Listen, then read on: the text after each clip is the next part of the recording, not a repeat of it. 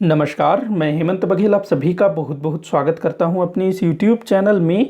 आज के इस वीडियो से हम शुरू करने वाले हैं आधुनिक भारत का इतिहास, जिसके अंतर्गत आज का हमारा पहला टॉपिक होगा भारत में यूरोपियों का आगमन। जिसके अंतर्गत हम देखेंगे कि किस प्रकार से यूरोपियों ने भारत के समुद्री मार्ग की खोज की और इस समय भारत की क्या स्थिति थी, व्यापार की क्या स्थिति थी और यूरोपियों को भारत के समुद्री मार्ग खोजने में क्या दिक्कतें आई और किस प्रकार से वो भारत तक पहुंचे। तो ये सारा कुछ हम लोग जानेंगे इस वीडियो में और आगे आने वाले समय में भी आधुनिक भारत से रिलेटेड वीडियोस आएंगे। और अगर अभी तक आप लोगों ने मेरे चैनल को सब्सक्राइब नहीं किया है तो प्लीज़ चैनल को सब्सक्राइब कर लें ताकि सभी वीडियोस आपको समय पर मिल सकें। वीडियो को लाइक करिएगा, शेयर करिएगा। तो चलिए टॉपिक को स्टार्ट करते हैं। तो सबसे पहले हम लोग जानते हैं कि जिस समय भारत में यूरोपियों का आगमन हुआ, मतलब कि यूरोपियों ने भारत का समुद्री मार्ग खोज की और भारत में प्रवेश किया, तो उस टाइम पे भारत की राजनैतिक स्थिति कैसी थी। तो देखो, जो दिल्ली सल्तनत था जो 1206 में स्थापित हुआ था, तो उस इस समय ना यहाँ लोदी वंश का शासक सिकंदर लोदी शासन कर रहा था। सिकंदर लोदी, तो ये कोई बहुत शक्तिशाली शासक नहीं था। काफ़ी मतलब इस समय तक ना दिल्ली सल्तनत लगभग पतन की ओर अग्रसर हो चुका था, तो ये ध्यान रखना। तो कोई बहुत बड़ी शक्ति नहीं थी और दिल्ली सल्तनत का जो क्षेत्र था वो भी काफ़ी सीमित हो गया था इस समय तक। जो राजपूत थे वो अलग थे, वो अपने क्षेत्र में थे। राजपूत छोटी छोटी राज्यों में वो बटे हुए थे। इस समय दक्कन की बात करें तो बहमनी साम्राज्य, जो कि किसी समय में काफ़ी शक्तिशाली हुआ करता था, वो इस समय विखंडन की अवस्था से गुजर रहा था। मतलब कि जो बहमनी साम्राज्य है वो टूट रहा था और कुछ ही समय बाद बहमनी साम्राज्य टूट करके 5 भागों में विभाजित हो जाता है। तो शुरुआत में ठीक था, लेकिन इस समय जो है बहमनी साम्राज्य काफ़ी कमज़ोर था और बाद में जो इससे टूटकर जो राज्य बने थे ना, वो फिर आगे चल करके शक्तिशाली हो जाते हैं। लेकिन इस समय बहमनी साम्राज्य उतना शक्तिशाली नहीं था। उसके बाद विजयनगर साम्राज्य की बात करें तो इसकी दशा भी उतनी अच्छी नहीं थी। जो विजयनगर साम्राज्य के अंतर्गत जो पहला राजवंश था ना, संगम वंश, इसका पतन हो चुका था।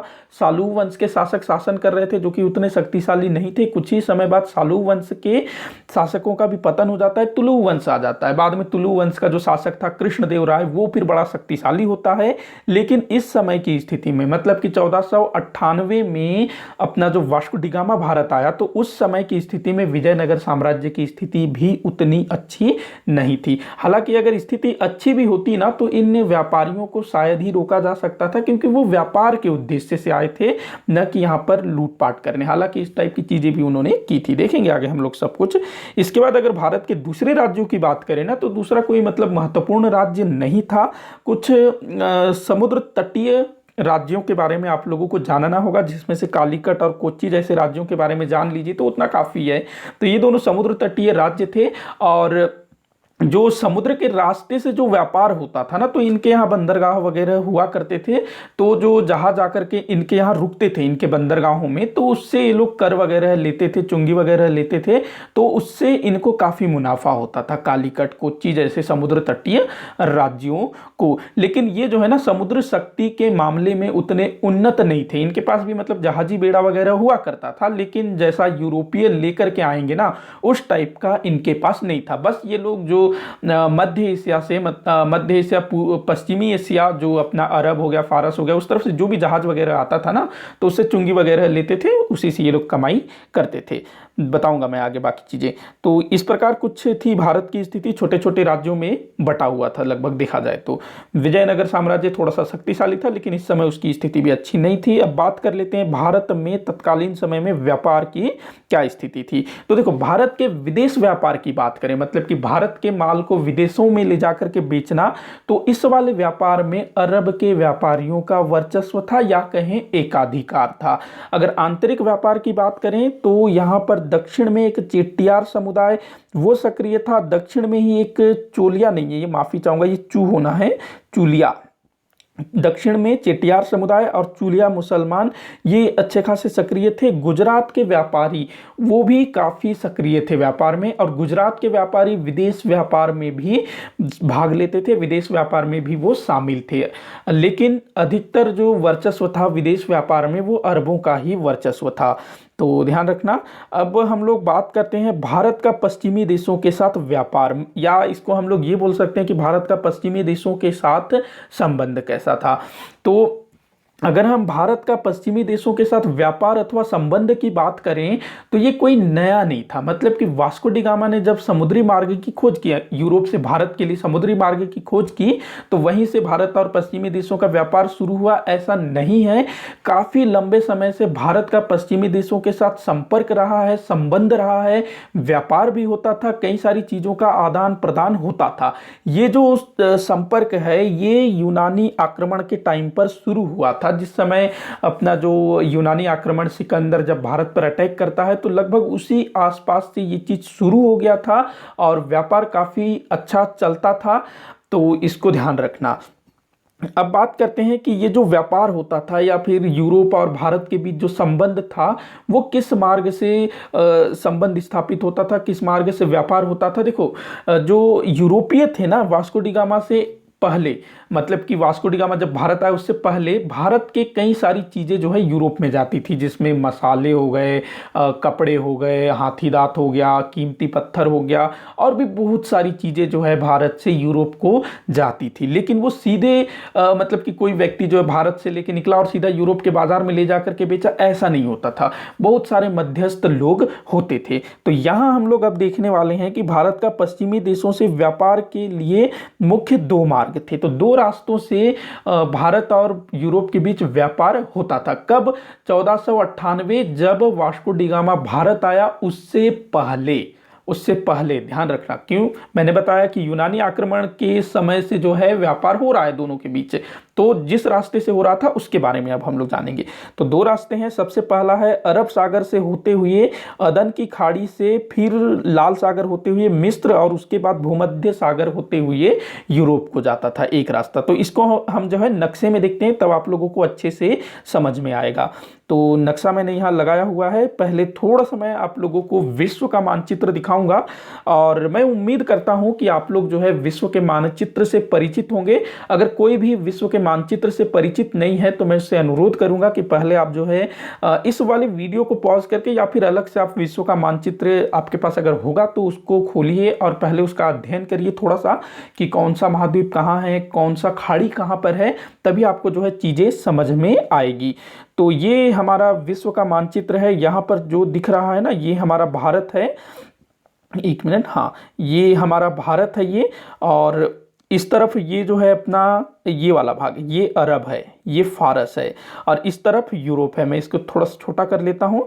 तो ये आपका जो है यूरोप है, ये वाला पार्ट अफ्रीका है। तो ये कुछ चीज़ों को आपको जानना जरूरी है। तो आप लोग थोड़ा सा जो है आप वीडियो को रोक दीजिए, बंद कर दीजिए, और थोड़ा जो है आप विश्व के मानचित्र का अध्ययन करिए।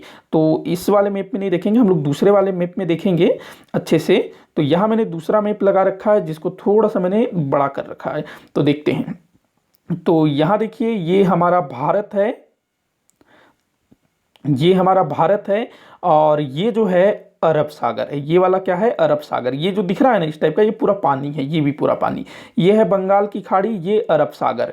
तो मैंने क्या बोला, जो पहला रास्ता है, पहला जो रास्ता है वो कैसे जाता है? अरब सागर से होते हुए, अरब सागर से होते हुए कहाँ जाता है? ये अरब सागर है। मतलब कि एक हम बना लेते हैं, मान लो गुजरात से कोई सामान निकला तो वो अरब सागर होते हुए जाएगा। उसके बाद ये वाला जो पार्ट है ना, ये अदन की खाड़ी है, अदन की खाड़ी। तो यहाँ ये प्रवेश करेगा अदन की खाड़ी। उसके बाद इधर घूम जाएगा, ये वाला जो भाग है ये है लाल सागर, और उसके बाद ये मिस्र, ये वाला जो है ना ये मिस्र है। तो यहाँ से होता हुआ ये फिर इस पार चला जाएगा, और ये भूमध्य सागर है, भूमध्य सागर। उसके बाद ये भूमध्य सागर से होता हुआ, ये भूमध्य सागर से होता हुआ यूरोप चला जाता था। तो देखिए, ये पानी के रास्ते से जा रहे हैं, गुजरात से निकला, अरब सागर, फिर अदन की खाड़ी, फिर लाल सागर, फिर बीच में जो ये जो दिख रहा है ना, यहाँ वर्तमान समय में क्या है? स्वेज नहर है। लेकिन स्वेज नहर जो है मानव द्वारा निर्मित है, कृत्रिम है, प्राकृतिक नहीं है। तो पहले वहां पर जो है जमीन हुआ करता था, तो इतनी दूरी तक, लाल सागर तक जो है जल के रास्ते से सामान पहुंचाया जाता था। फिर उसको बैलगाड़ी, जो भी मतलब मतलब साधन होता था ट्रांसपोर्टिंग का थल मार्ग में, तो थल मार्ग से इसको भूमध्य सागर तक पहुंचाया जाता था। ये जो है ना थल मार्ग, यहाँ से भूमध्य सागर तक पहुंचाया जाता था, फिर से उसको पानी के जहाजों में लादा जाता था और फिर यूरोप पहुंचाया जाता था, फिर यूरोप में जो है अलग अलग जगह उसको डिस्ट्रीब्यूट किया जाता था। तो ये एक रास्ता था, ध्यान रखना, ये एक रास्ता था। उसके बाद बात करते हैं हम दूसरे रास्ते की, दूसरे मार्ग की। तो जो दूसरा मार्ग है वो जाता था आपका, मान के चलो गुजरात से ही निकालते हैं हम, तो ये अरब सागर से निकलेगा, अरब सागर। फिर उसके बाद ये वाला जो पार्ट है ना, ये ओमान की खाड़ी कहलाता है। क्या कहलाता है? ओमान की खाड़ी। और उसके बाद ये जो है हरमुज जल संधि, ये मैं इसको थोड़ा सा जूम कर लेता हूं, ये जो आपको दिख रहा है ये हरमुज जल संधि, ये ओमान की खाड़ी है। और ये जो है ना, ये जो छोटा सा, इसको बोला जाता है हरमुज जल संधि या हरमुज जल डमरू। और उसके बाद ये वाला है फारस की खाड़ी, और ये इराक है आपका, ये फारस है और ये तुर्की है। तो इन्हीं रास्तों से होता हुआ माल जो है कहाँ पहुंचता था? यूरोप। तो यहाँ पर जो है थल मार्ग थोड़ा सा ज़्यादा पड़ रहा है, मतलब कि ऐसे गए, जल से ऐसे गए फारस की खाड़ी होते हुए, फिर थल मार्ग से ये इराक, फारस, तुर्की होते हुए यूरोप पहुंचता था ऐसे। तो ये दूसरा रास्ता था। तो ये दो रास्ते थे, आप लोग समझ गए होंगे अच्छे से। अगर समझ में नहीं आया है तो आप लोग वीडियो को फिर से चला सकते हो। तो दो रास्ते थे उस समय भारत और यूरोप के बीच व्यापार के लिए, अरब सागर से अदन की खाड़ी, फिर लाल सागर, फिर मिस्र होते हुए भूमध्य सागर होते हुए यूरोप पहुंचता था। दूसरा मार्ग मैंने बताया अरब सागर, अरब सागर से फिर वो ओमान की खाड़ी में प्रवेश करते थे, फिर ओमान की खाड़ी से हरमुज जल डमरू को पार करते थे, फिर उसके बाद फारस की खाड़ी से होते हुए ये इराक, और कभी कभी फारस, हालांकि फारस उतना नहीं जाते थे, इराक, फिर उसके बाद तुर्की होते हुए ये लोग जो है यूरोप पहुंचते थे। तो इस प्रकार से व्यापार होता था भारत और यूरोप के बीच, या भारत और पश्चिमी देशों के बीच। मुझे आशा है कि आप लोग इसको अच्छे से समझ गए होंगे। डाउट हो तो आप लोग कमेंट जरूर करिएगा, ताकि मैं अगले वीडियो में इसको सॉल्व कर सकूं।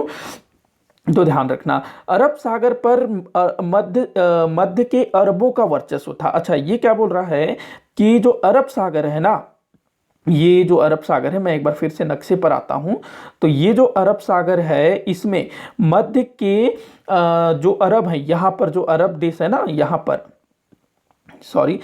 पर जो अरब देश है, तो इनका जो है अरब सागर में वर्चस्व था। यहां जो भी जहाज वगैरह चलता था वो इन्हीं के नियंत्रण में होता था। ध्यान रखेंगे इस चीज को।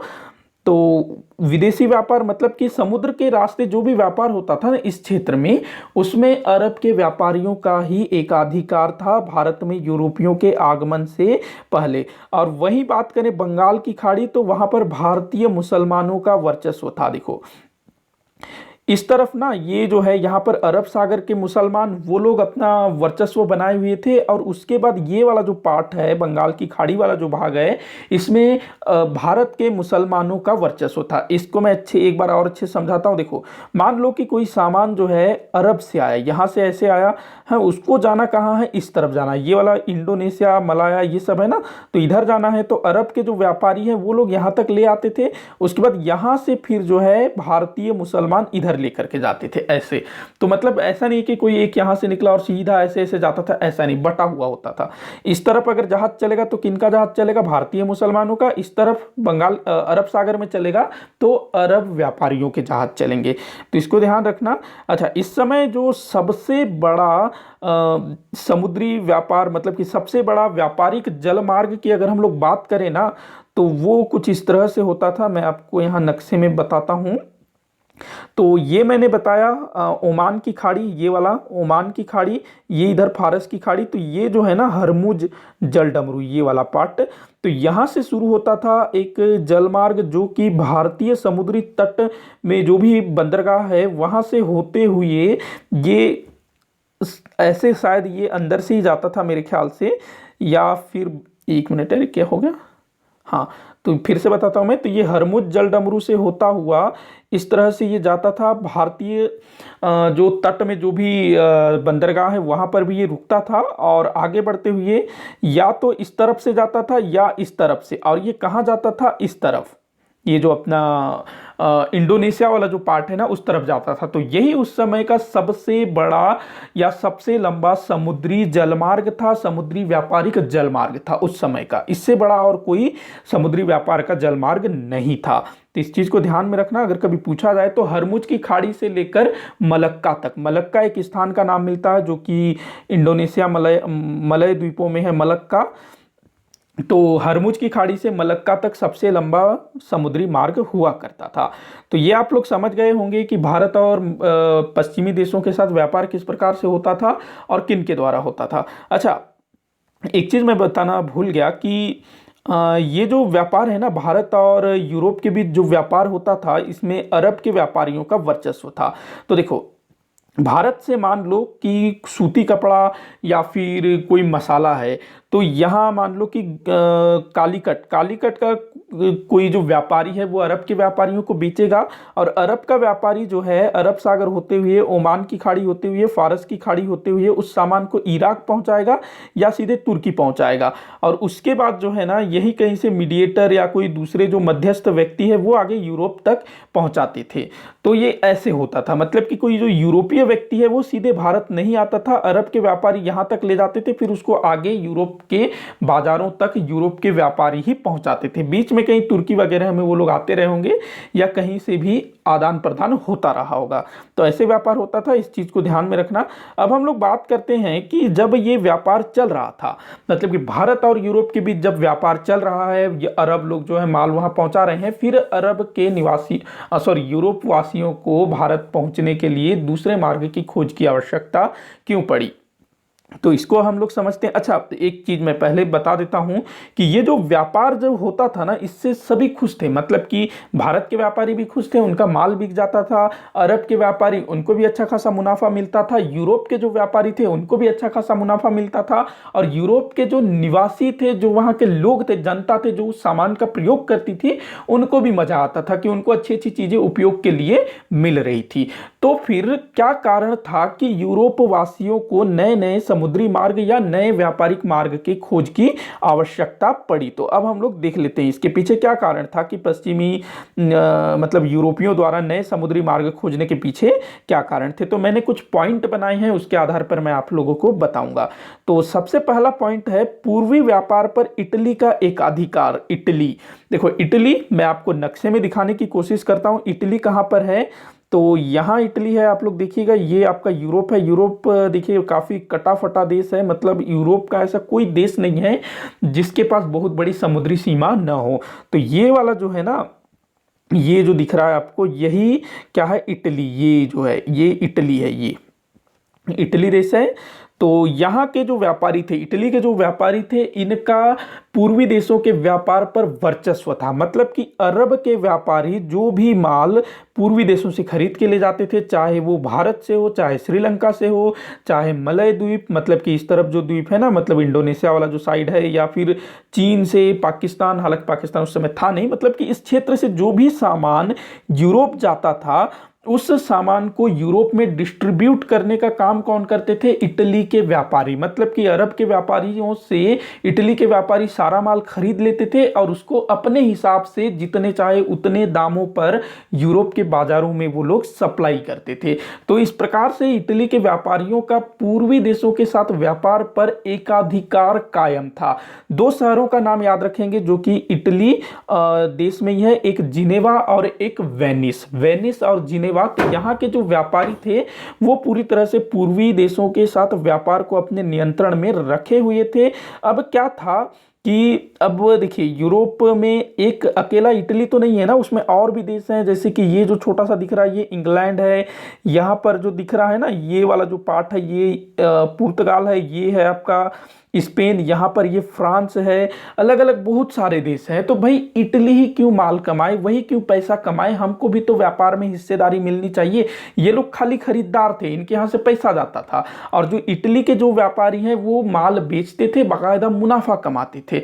तो दूसरे देशों के व्यापारियों को भी लगा कि भाई इटली इतना कमा रहा है, हमको भी कमाना चाहिए। लेकिन इटली जो है उसमें एकदम कुंडली गाड़े बैठा हुआ है, किसी को भी उस व्यापार में आने नहीं देता है। तो अब किया क्या जाए इसके लिए। तो अब उनको लगा कि भाई जो इटली है वो अरब के व्यापारियों से माल खरीदता है, अगर हम लोग कोई दूसरा मार्ग खोज ले भारत पहुंचने का बिल्कुल सेफ वाला, तो हम लोग जो है सीधे भारत के साथ व्यापार करेंगे, ऐसा इनके मन में विचार आया। तो ये हुआ आपका पहला कारण कि पूर्वी व्यापार पर इटली का एकाधिकार था, तो उस एकाधिकार को, उस वर्चस्व को तोड़ना चाहते थे। और इसमें दो देशों का बहुत बड़ा रोल था, एक तो था पुर्तगाल, दूसरा था स्पेन। मैं एक बार और आपको इनको जो है नक्शे में दिखाने की कोशिश करता हूं ताकि आप लोगों को चीजें अच्छी से समझ में आ जाए। ये आपका यूरोप है और यहाँ जो दिख रहा है ना, ये पुर्तगाल है। पुर्तगाल वही जहाँ से जो अबू सलेम एक था ना, उसको पकड़ के लाया गया था, वही वाला पुर्तगाल। और ये आपका स्पेन है, ये जो बड़ा है ये स्पेन है, और ये है आपका पुर्तगाल। तो दोनों जो है समुद्री सीमा से लगे हुए हैं, मतलब सभी देश समुद्र से लगे हुए हैं यूरोप में। तो और इस तरफ पूरा का पूरा ये क्या है, आपका अटलांटिक महासागर है। तो ये दो देश जो है ना, इस इटली के व्यापारिक एकाधिकार को तोड़ना चाहते थे। तो सबसे पहले इन्हीं लोगों ने पहल की थी पूर्वी देशों तक पहुंचने के समुद्री मार्ग को खोजने की। तो देखते हैं हम लोग आगे, अगला कारण देखते हैं, पुराने व्यापारिक मार्गों का माफी चाहूंगा यार, मैंने यहाँ क्या लिख दिया, अवरुद्ध होना था मेरे ख्याल से। तो पुराने व्यापारिक मार्गों का अवरुद्ध होना या पुराने व्यापारिक मार्गों का बंद हो जाना। तो देखो, मैंने जो पुराने व्यापारिक मार्ग बताए उसी पर चलते हैं सीधे मैप में। तो मैंने दो रास्ते बताए थे। सबसे पहला तो ये आपका अदन की खाड़ी होते हुए, लाल सागर होते हुए, फिर भूमध्य सागर। दूसरा मैंने बताया था इस तरफ ओमान की खाड़ी, फारस की खाड़ी, और इधर इराक तुर्की होते हुए कहाँ, सीधा यूरोप। तो ऐसे दो रास्ते थे। तो ये जो दोनों व्यापारिक मार्ग थे ये बंद हो गए। क्या हुआ कि इन व्यापारिक मार्गों पर ये जो तुर्की है ना, वहाँ के शासक का अधिकार हो गया। तुर्की के शासक ने इस लगभग इस पूरे क्षेत्र पर व्यापारिक मार्गों पर अपना जो है अपना अधिकार कर लिया। मतलब कि जैसे होता है ना साम्राज्य विस्तार करना, तो उसने जो है इन क्षेत्रों को जीत करके अपने साम्राज्य का अंग बना लिया। और उनका जो है ना यूरोप के जो ईसाई शासक थे उनके साथ बिल्कुल पटता नहीं था, उन्हीं के साथ लड़ाई वड़ाई हुआ था। तो अब जो है ये लोग उस व्यापारिक मार्ग पर नियंत्रण स्थापित कर लिए और अपना मनमर्जी चलाने लगे कि हम या तो जाने देंगे या जाने नहीं देंगे, अगर जाने देंगे तो बहुत भारी कर लेंगे, इस टाइप का चीजें हो रहा था। मतलब कि अपनी मनमर्जी कर रहा था। तो इससे भी जो है यूरोप वासी टेंशन में आ गए। पहले से इटली परेशान कर रखा था, सारा मुनाफा खुद कमा रहा था, व्यापारिक मार्ग बंद हो गए। अब लोग भी परेशान कि भाई उनको मसाले नहीं मिल रहे हैं, दवाइयां नहीं मिल रहा है, जो भी पूर्वी देशों से जो सामान जाता था उसकी कमी होने लगी। तो अब जो है कैसे करके भी नए मार्ग खोजा जाए, ऐसा इनको लगने लगा। तो पुराने व्यापारिक मार्ग पर, अच्छा ये एक मिलता है 1453, एक डेट याद रखना, 1453 में कुस्तुनतुनिया पर तुर्की का अधिकार हो गया। कुस्तुनतुनिया, तो 1453 में ये जो हुआ था ना, वो प्रमुख व्यापारिक मार्ग था, तो वहाँ उसका अधिकार हो जाता है। और इसके बाद लगभग जो व्यापारिक मार्ग है उसमें तुर्की का नियंत्रण स्थापित हो जाता है। इसके बाद अगला जो कारण बताया जाता है वो है यूरोप में पुनर्जागरण।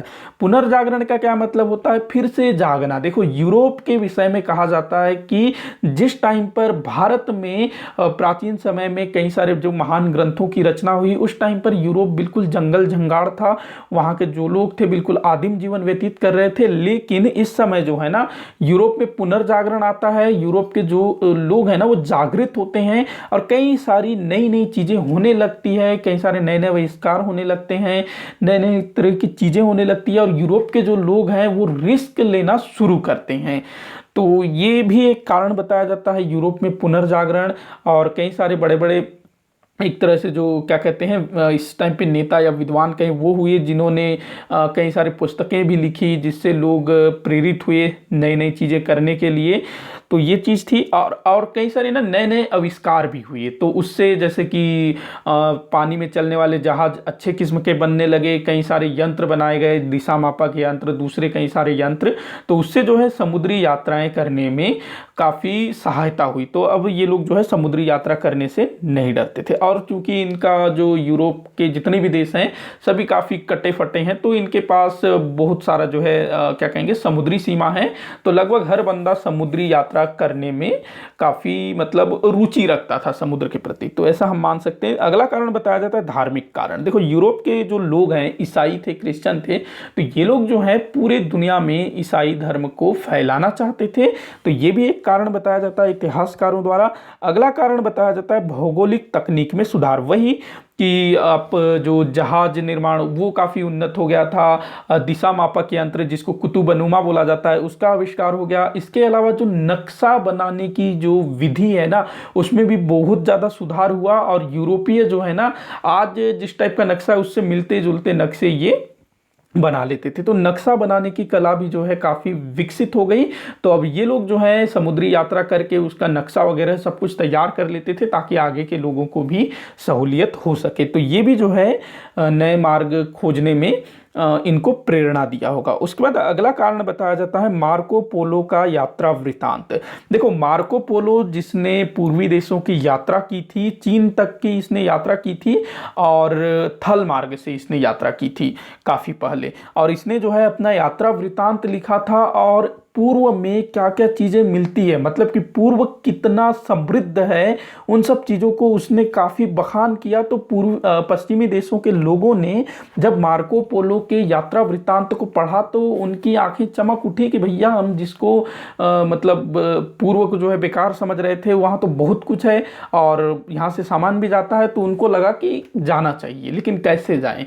अगर थल मार्ग से जाते हैं तो काफ़ी समय लगेगा, रास्ते में क्या होगा क्या नहीं कोई पता नहीं है। बीच में फिर जो मध्य एशियाई जो देश हैं वो बड़े खतरनाक, तो ये थल मार्ग से आना बड़ा मुश्किल था, तो इनको जो है जल मार्ग ही सुगम लगा। तो ये कुछ कारण बताए जाते हैं यूरोपियों द्वारा समुद्री मार्ग खोजने के पीछे। तो अब आते हैं हम कि किस प्रकार से ये लोग समुद्री भारत या फिर पूर्वी देशों तक पहुंचने के लिए समुद्री मार्ग खोजने का प्रयास करते हैं। तो कुछ नाम आप लोगों को याद रखना है, जिनमें सबसे पहला नाम आता है बार्थोलोमियो डियाज। बार्थोलोमियो डियाज ये कौन था?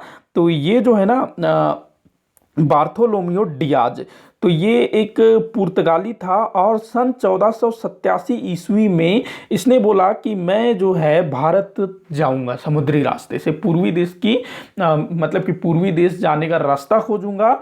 अब इनको जो है अफ्रीका के बारे में पता था कि यूरोप के दक्षिण में एक अफ्रीका नामक कोई बहुत बड़ा भूभाग है, लेकिन वो भूभाग कितना बड़ा है, कितनी दूर तक फैला है, उसका आकार प्रकार कैसा है, इसके बारे में इनको कोई भी नॉलेज नहीं था। हाँ, उत्तरी जो अफ्रीका है जो यूरोप से थोड़ा सा आसपास लगा हुआ है, मतलब बीच में समंदर है, लेकिन फिर भी उसके बारे में थोड़ी बहुत इनको नॉलेज रही होगी। लेकिन नीचे दक्षिण में अफ्रीका कितनी दूर तक फैला है, इसका कहाँ छोर है, कहाँ से हम पूरब की तरफ जा सकते हैं, इस बारे में इनको कोई भी नॉलेज नहीं था कि कैसे पूरब में पहुंचेंगे।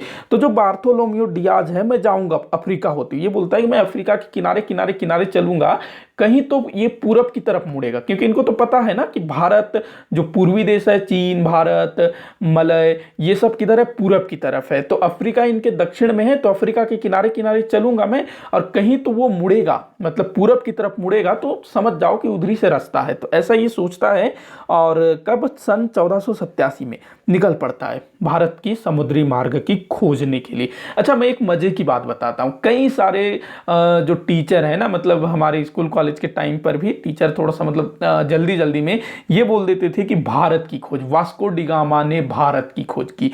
भारत जहां था वहीं था, और यूरोपियों के लिए भारत कोई नया नहीं था कि वो भारत को खोजें, वो भारत तक पहुंचने का समुद्री मार्ग खोज रहे थे। तो वास्को डिगामा ने क्या खोजा था?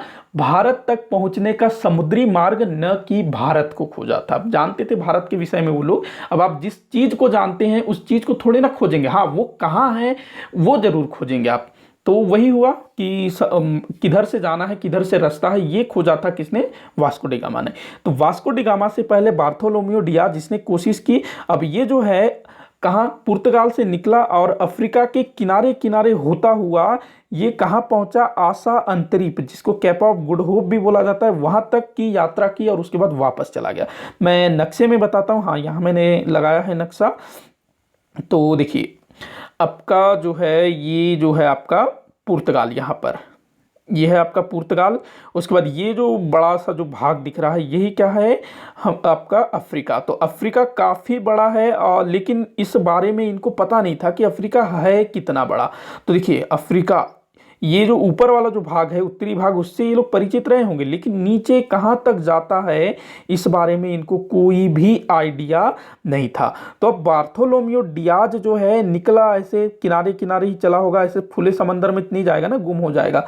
तो ऐसे किनारे किनारे निकला, किनारे किनारे चलते चलते चलते, अब एक आप कल्पना करिए कि जब वो यहाँ पहुंचा होगा, यहाँ पर इस वाले भाग में, तो वो थोड़ा सा मतलब पूरब की तरफ मुड़ने लगा होगा, तो उसको लगा होगा कि अरे बाप रे किनारा आ गया, यहाँ से अब जो है पूरब की तरफ जाया जा सकता है, ऐसा लगा होगा उसको, कल्पना करिए। फिर यहाँ जब आया होगा और लगा होगा, बाद में फिर यहाँ से जब आया होगा, फिर नीचे नीचे चलते चलते चलते चलते कितना वो कंझटा गया होगा कि मतलब कहाँ तक जाना है, कहाँ इसका किनारा है, बिल्कुल ये ऐसे सोचो। तो ये जो है यहाँ पहुँच जाता है यहाँ, तो इसी को बोला जाता है केप ऑफ गुड होप। ये जो बिल्कुल नोक है ना किनारे, इसी को बोला जाता है केप ऑफ गुड होप, और हिंदी में आशा अंतरिप। मतलब कि यहाँ से जो है ना पूरब की तरफ मुड़ना चालू हो जाता है वो, तो उसको एक उम्मीद की किरण जागती है कि हो ना हो ये जो है पूरब की तरफ जाएगा। तो इसी कारण इसको जो है आशा अंतरिप अथवा केप ऑफ गुड होप बोला जाता है। और जो डियाज है ना वो फिर यहाँ से थोड़ी और दूर जाता है, उसके बाद इसकी हिम्मत जो है, इसका जो हिम्मत है जवाब दे देता है कि नहीं भाई इसके आगे मैं नहीं जा सकता। और जो बार्थोलोमियो डियाज है वो थोड़ा केप ऑफ गुड होप से थोड़ा सा आगे जाकर के वो जो है वापस उसी रास्ते से वापस पुर्तगाल लौट आता है। तो ये जो यात्रा थी असफल यात्रा इसको कहेंगे, लेकिन उसने एक उम्मीद जगा दी कि हाँ उसके उस पार से हम जो है भारत जा सकते हैं, मतलब कि पूर्वी देशों की यात्रा कर सकते हैं। तो एक उम्मीद की किरण जाग गई। कहाँ गया ये, माफ, अच्छा यही था ना। तो याद रखेंगे इसको, बार्थोलोमियो डियाज, बार्थोलोमियो डियाज। अच्छा ये जो है ना, अच्छा यहाँ है ना बार्थोलोमियो डियाज, हाँ। तो ये बार्थोलोमियो डियाज याद रखेंगे, ये सबसे पहले निकला था, लेकिन केप ऑफ गुड होप तक पहुंचा, वापस चला गया, और इसने पूरे रास्ते का नक्शा वगैरह बना लिया कि कैसे जाना है, कहाँ कैसे पहुंचना है, सारा कुछ आगे के यात्रियों के लिए काम आ सके। अब अगला नाम याद रखना है आप लोगों को, क्रिस्टोफर कोलंबस। बड़ा इंपॉर्टेंट है, बहुत बार प्रश्न पूछा जाता है इससे। क्रिस्टोफर कोलंबस ये कहाँ का था, तो इटली का था। इटली वही देश जो पूर्वी देशों के साथ जो व्यापार होता था यूरोप का, उसमें एकाधिकार रखता था इटली, तो उसी देश का था क्रिस्टोफर कोलंबस। तो ये जो है कहाँ आता है, अपने स्पेन आता है, स्पेन जो पुर्तगाल के पास ही है स्पेन। तो ये जो है स्पेन आता है, और स्पेन की रानी थी इजाबेला। स्पेन की रानी का नाम याद रखेंगे, इजाबेला। अब ये जो है अपना क्या कहते हैं, ये नहीं होना था, आवेला नहीं होना था, खाली इजाबेला है। तो जो क्रिस्टोफर कोलंबस है ये स्पेन में रहता था, इटली का निवासी था। तो अब स्पेन के लोग, ये लोग भी जो है पूर्वी देशों को जाने का मार्ग खोज रहे थे। तो जो क्रिस्टोफर कोलंबस है ये भी बड़ा अच्छा नाविक था, उत्साही नाविक था। तो ये रानी से बोलता है कि मैं भारत जो है अपना पश्चिम की तरफ से जाऊंगा, मतलब कि कहीं ना कहीं तो भारत दिखेगा। मतलब इस समय तक लोगों को मालूम था कि धरती गोल है, इस तरह से, एक मिनट, हाँ इस तरह से ऐसे गोल है धरती, इस समय तक लोगों को मालूम था। हालांकि हमको तो काफ़ी पहले से पता था, प्राचीन समय से ही हमारे जो भारत के जो विद्वान थे उन्होंने ये बता दिया था कि धरती गोल है। तो जो क्रिस्टोफर कोलंबस है, यहाँ मान के चलो आपका पुर्तगाल है, यहाँ पर हमारा भारत है। तो क्रिस्टोफर कोलंबस को लगा कि जो भारत पूरब की तरफ है और धरती गोल है, तो अगर मैं इधर से चलना शुरू करूं तो ऐसे पीछे से जाके ऐसे भारत के दूसरे छोर पर मैं पहुंच जाऊंगा। ऐसा इसने आइडिया लगाया। सोचो बड़ा मजेदार टाइप का आइडिया और बड़ा ही खतरनाक डेंजरस टाइप का आइडिया। क्यों? क्योंकि आपको पता ही नहीं है कि रास्ता है या नहीं है, बीच में कोई मतलब कितनी दूरी तक आप यात्रा करोगे, इस बारे में कोई नॉलेज नहीं है। तो कितना मतलब इसके अंदर जोश भरा रहा होगा क्रिस्टोफर कोलंबस के अंदर। तो जो रानी इजाबेला है वो बोलती है कि ठीक है तू जा, मैं जितना पैसा खर्च होगा सब मैं देख लूंगी। मतलब कि रानी इजाबेला जो है सारा खर्च उठाने को तैयार होती है, और क्रिस्टोफर कोलंबस अपना बोरिया बिस्तर बांध लेता है भारत के रास्ते की खोज में निकलने के लिए, वो भी उल्टे रास्ते से, जिसके बारे में कोई नॉलेज नहीं है। और एक तरह से जुआ ये समझ जाओ। अब क्रिस्टोफर कोलंबस ने अपने साथियों को बोला होगा कि हम भारत के लिए समुद्री मार्ग खोजने जाएंगे इस तरफ से, तो उनका तो भाई हालत खराब हो गया होगा। तो देखते हैं आगे। तो कोलंबस, इसका जो जहाज था ना उसका नाम याद रखेंगे, एंटरप्राइज ऑफ द इंडीज। देखो इस समय ना जो भारत है और जो दूसरे जो देश हैं जहां से मसाले प्राप्त होते थे उनको ईस्ट इंडीज के नाम से जाना जाता था। इसको ध्यान रखना। तो भारत के विषय में जानते थे ये लोग काफी अच्छे से। अगला चीज याद रखेंगे कि जो क्रिस्टोफर कोलंबस था इसके साथ 3 छोटे जहाज भी थे और टोटल ये लोग 87 लोग थे। और इनका कैप्टन कौन था? क्रिस्टोफर कोलंबस अक्टूबर 1492 में अमेरिका के पूर्वी तट पर पहुंच गया। देखो हम लोग नक्शे में देखते हैं, इसका जो है बड़ा मजेदार टाइप का मुझे लगता है कि हालांकि बहुत ज़्यादा हिम्मत वाला था। इससे जो है हमको सीखना भी चाहिए कि हमको रिस्क लेना चाहिए। आप रिस्क लोगे तो आपको बहुत कुछ मिल सकता है। तो देखते हैं, इसको थोड़ा सा मैं जूम कर लेता हूँ। तो ये आपका स्पेन, ये स्पेन है। तो यहाँ से क्रिस्टोफर कोलंबस निकला। उसको उम्मीद ये थी कि वो ऐसे चलते चलते भारत के दूसरे छोर पर पहुंच जाएगा, मतलब भारत के पूर्वी तट पर पहुंच जाएगा। तो अब ऐसे पहुंच गया। अब जो है यहीं कहीं आसपास वो पहुंचा होगा। तो उसको लगा होगा कि भाई जमीन दिख गया, मतलब मैं भारत के पूर्वी तट पर पहुंच गया। खुश हो गया होगा बड़ा, उतरा, हम खोज लिया, हमने भारत का समुद्री मार्ग खोज लिया, खुश हो गया बड़ा। अब जो है यहाँ जो उसको लोग मिले उनको नाम दिया गया रेड इंडियन। बाद में उसको कुछ समय बाद पता चला कि ये भारत नहीं है, ये कोई दूसरी भूमि है, और उसको जो है नई दुनिया का नाम दिया गया। किसको? अमेरिका को नई दुनिया नाम दिया गया। बाद में उसका नाम अमेरिका हुआ। तो क्रिस्टोफर कोलंबस ने बाद में 4 बार अमेरिका की यात्रा की और वहाँ जो लोग दिखे, मतलब अमेरिका के जो मूल निवासी हैं, उनको रेड इंडियन कहा गया। तो ये पूछा जाता है किन्हें रेड इंडियन कहा जाता है, तो अमेरिका के लोगों को रेड इंडियन कहा गया। इसके बाद फिर दूसरे लोगों को पता चला कि किसी नई दुनिया की खोज हुई है, तो फिर लोग जो है जाने लगे कि इस रास्ते से वो गया था। तो कई लोग रिस्क लेके भी गए होंगे, कई लोग जो है उसी के साथ भी गए होंगे। तो फिर स्पेन, इंग्लैंड सब चले गए। फिर इंग्लैंड ने तो पूरे अमेरिका को अपने अधिकार में कर लिया। आगे देखते हैं। अब हम बात करते हैं वास्को डी गामा की। तो वास्को डी गामा, तो देखो वास्को डी गामा कहाँ का था? पुर्तगाल का था। पुर्तगाल का था जहां से डियाज था। तो ये जो है पुर्तगाल का एक नाविक था, मतलब समुद्री यात्री था। और इस समय पुर्तगाल का शासक था मैनुअल प्रथम। अब जो है वास्को डी गामा ये बोलता है कि मैं जो हमारे बार्थोलोमियो डियाज जो आसा अंतरिक्ष तक गया था, तो उसी रास्ते से होते हुए मैं भारत तक पहुंचने की कोशिश करूंगा। तो जो मैनुअल प्रथम है, ठीक है भैया तुम जाओ खोजो, हम सपोर्ट करेंगे। तो ये जो है वास्को डी गामा जुलाई 1497 में लिस्बन जो है पुर्तगाल की राजधानी है। तो जुलाई 1497 में लिस्बन से 4 जहाज और 170 लोगों के साथ निकला। ध्यान रखना 4 जहाज और 170 लोग थे। और मई 1498 में भारत पहुंचा, मतलब कि इसने भारत की समुद्री मार्ग की खोज कर ली। तो इसको काफी समय भी लगा यहाँ पहुंचने में। तो वास्को डी गामा जो है बिल्कुल मतलब आसानी से नहीं पहुंचा, इसको काफी मुश्किलों का सामना करना पड़ा था। एक स्थान का नाम आप लोगों को याद रखना है, मालिंदी। वास्को डी गामा को मालिंदी में एक गुजराती व्यापारी जिसका नाम था अब्दुल मलिक, वो मिलता है और उसकी सहायता से ही ये जो है भारत पहुंच सका था। तो हम लोग थोड़ा सा फिर से नक्शा देख लेते हैं कि ये कैसे पहुंचा था, कहाँ मालिंदी है, कहाँ क्या है। तो देखिए इधर आपका पुर्तगाल, ये वाला भाग आपका पुर्तगाल है।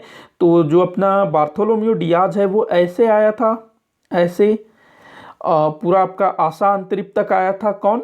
Bartolomeu Diaz. तो लगभग यहां तक पहुंचने का उसने नक्शा बना रखा था और वही नक्शा लेकर के वास्को डी गामा यहां तक पहुंचा था।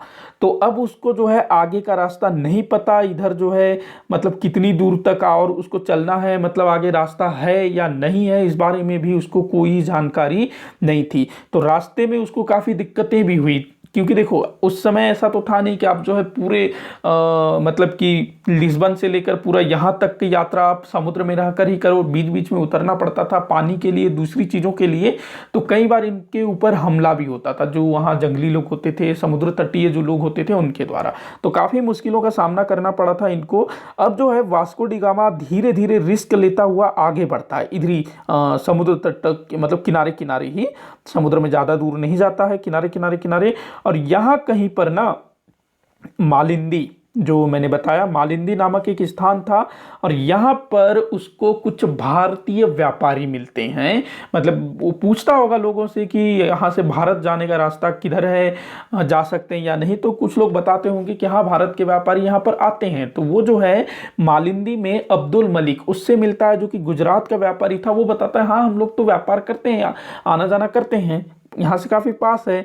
तब वो फिर जो है उसकी सहायता से कहाँ पहुँचता है, यहाँ कालीकट, ये आपका केरल है ना, यहाँ भारत का दक्षिणी भाग, तो यहाँ पहुँचता है किसकी सहायता से, अब्दुल मलिक की सहायता से। गुजराती व्यापारी था। तो इस तरह से वास्को डी गामा ने एक ऐसा काम कर दिया था जिससे यूरोप और पूर्वी देश, जिसमें भारत, ये सबका जो तकदीर है, पूरा जो इतिहास है, लगभग सब कुछ बदलने वाला है वास्को डी गामा के एक, मतलब कि इस एक खोज से। तो उसने इस समुद्री मार्ग की खोज की, और आगे चल करके इसी समुद्री मार्ग से फ्रांसीसी आए, डच आए, अंग्रेज आए, जितने भी यूरोपीय भारत आए वो सब इसी रास्ते से आए, और आगे चल करके फिर सुएज नहर वहर का निर्माण हुआ, तो वो फिर एक अलग मैटर हो जाता है। तो इस प्रकार से वास्को डी गामा ने भारत के समुद्री मार्ग की खोज कर ली। तो ये कब हुआ था, ये आप लोगों को ध्यान रखना है कि ये आपका जो है 1498, हालांकि ये याद रखने वाली बात नहीं है, आपको बचपन से ही इसको पढ़ाया जा रहा है। 1498 में वास्को डी गामा ने भारत की खोज की, ऐसे ही पढ़ाया गया होगा आपको भी। भारत की खोज नहीं की, भारत के समुद्री मार्ग की खोज की। तो आज का जो चैप्टर है लगभग समाप्त होने वाला है, कुछ ही पॉइंट है जो बताऊंगा मैं। उसके बाद अगले वाले चैप्टर में, मतलब अगले वाले वीडियो में हम लोग जो है बाकी जो पुर्तगाली भारत में किस प्रकार से पहुंचते हैं, अपने व्यापार को कैसे भारत में सेटल करते हैं, और क्या क्या उनको यहाँ दिक्कतें आती है, फिर किस प्रकार से उनका पतन होता है, ये वाला चीज़ें हम लोग अगले वीडियो में जानेंगे। तो कुछ छोटी छोटी चीज़ें देख लेते हैं। तो वास्को डी गामा भारत के किस स्थान पर पहुंचा था, तो कालीकट। कालीकट जिसको कोझिकोड के नाम से जाना जाता है, तो ये केरल में है। और यहाँ का जो राजा था ना, उसका नाम था जमोरिन, जमोरिन या समुंदरी। वैसे इसका जो वास्तविक नाम समुंदरी था, लेकिन जो पुर्तगाली है उन्होंने इसको जमोरिन कहा। और ये जो है ना, मतलब कि कोई दूर देश से कोई व्यापारी आया है, मतलब कि अब्दुल मलिक और जो भी मतलब भारतीय लोग रास्ते में मिले होंगे, तो वो लोग लेके आए होंगे, तो मतलब व्यापारी हैं ये लोग, आपके साथ व्यापार करने आए हैं। तो ये खुश हो गया होगा कि भाई हमारा जो छोटा सा जो राज्य है कालीकट, उसको और मतलब टैक्स वैक्स मिलेगा, चुंगी उंगी मिलेगा, थोड़ा सा खुश हो जाता है और अच्छा खासा स्वागत करता है जमोरिन पुर्तगालियों का। और यहाँ काफ़ी आवभगत होता है। इसके बाद जो वास्को डी गामा है ना, यहाँ से काफ़ी सारे मसाले और दूसरी चीज़ें खरीदता है भारत से, मतलब कि जहाँ वो पहुँचा था कालीकट, तो वहाँ से काफ़ी सारी चीज़ें वो खरीदता है और उसको अपने साथ वापस पुर्तगाल लेकर के जाता है। और जब वो पुर्तगाल पहुँचता है, लिस्बन पहुँचता है, वहाँ के लोगों को पता चलता है कि भाई कोई वास्को डी गामा नाम का आदमी है जिसने समुद्री रास्ते से होते हुए भारत पहुँचा, पूर्वी देशों की यात्रा की। तो लोग खुश हो जाते हैं काफ़ी, मतलब एक बड़ा अच्छा माहौल होता है। वास्को डी गामा एक हीरो की तरह हो जाता है। और वास्को डी गामा जो माल भारत से खरीद के ले गया था ना, उसको वहां पुर्तगाल के बाजारों में उसको वो बेचता है, और उसका वो 60 गुना प्रॉफिट कमाता है। 60 गुना, मतलब कि अगर उसने 1 लाख रुपए में सामान खरीद कर ले गया था, तो उसको वहां पर 60 लाख रुपए प्राप्त हुए। तो इतना बड़ा उसको मुनाफा मिला। तो सोचिए कितना मतलब मुनाफा भरा व्यापार होगा। तो वो भी ललचा जाता है, बाकी लोगों को भी बताता होगा, तो फिर चलो भारत चलते हैं, इस टाइप वाली बात होती होगी। और इसी से आप ये अंदाजा लगा सकते हो कि जो इटली के व्यापारी थे वो कितना मुनाफा कमाते रहे होंगे। हालांकि उसमें इतना मुनाफा नहीं होता रहा होगा जैसे कि इसने 60 गुना कमा लिया, वैसा नहीं होता रहा होगा, क्योंकि बीच में काफी मध्यस्थ होते थे। मान लो कि कालीकट से कोई सामान जाना है, तो बीच में कोई गुजरात का व्यापारी आ गया, फिर वो अरब के व्यापारी अपना हिस्सा लेंगे, फिर वो इराक के रास्ते जाएगा तो इराक के व्यापारी अपना लेंगे, तुर्की के व्यापारी अपना लेंगे, अगर मिस्र तरफ से जाएगा तो मिस्र के व्यापारी अपना हिस्सा लेंगे। तो ऐसे बट जाता था। तो फिर भी मुनाफा बहुत होता था इटली के व्यापारियों को। और जो यूरोप के लोग थे उनको तो सामान लेने से मतलब था, तो ये था। तो 60 गुना उसको मुनाफा होता है। और जो उसको यात्रा व्यय लगा था, यात्रा में जो खर्च हुआ था, वो पूरा का पूरा उसको वसूल हो जाता है। तो इस प्रकार से वास्को डी गामा की जो पहली समुद्री यात्रा थी, मतलब भारत के लिए, तो वो सफल होती है। समुद्री मार्ग खोजने में वो सफल हो जाता है, और एक कहना चाहिए कि क्रांतिकारी युग की शुरुआत हो जाती है। भारत की दशा दिशा सब कुछ बदल जाती है इस एक चीज से। इसके बाद एक चीज याद रखेंगे, एक व्यक्ति का नाम याद रखेंगे, फर्नांडीज मैगेलन। फर्नांडीज मैगेलन, इसके विषय में कहा जाता है कि ये पहला व्यक्ति था जिसने पूरे दुनिया का चक्कर लगाया था, पृथ्वी का चक्कर लगाया था। तो ये पुर्तगाल का था, पुर्तगाल से ये निकला, वो कोलंबस वाले रास्ते से होते हुए दक्षिण अमेरिका होते हुए पूरे प्रशांत महासागर की यात्रा करता है और अंत में 1519 के आसपास ये जो है फिलीपींस, ये क्या लिख दिया है, माफ़ी चाहूँगा, मैं बहुत बहुत सारी मिस्टेक कर देता हूँ, इसके लिए काफ़ी मतलब माफ़ी चाहूँगा, रीचेक करना चाहिए था मुझे, सॉरी। तो फिलीपींस जो इंडोनेशिया के उस पार जो है ना, जो छोटे छोटे द्वीप हैं, तो उन्हीं में से एक देश है फिलीपींस।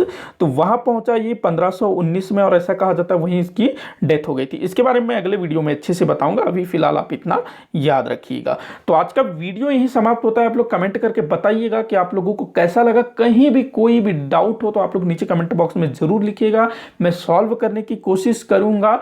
तो मिलते हैं अगले वीडियो में, चैनल को सब्सक्राइब करें। वीडियो को आखिर तक देखने के लिए बहुत बहुत धन्यवाद।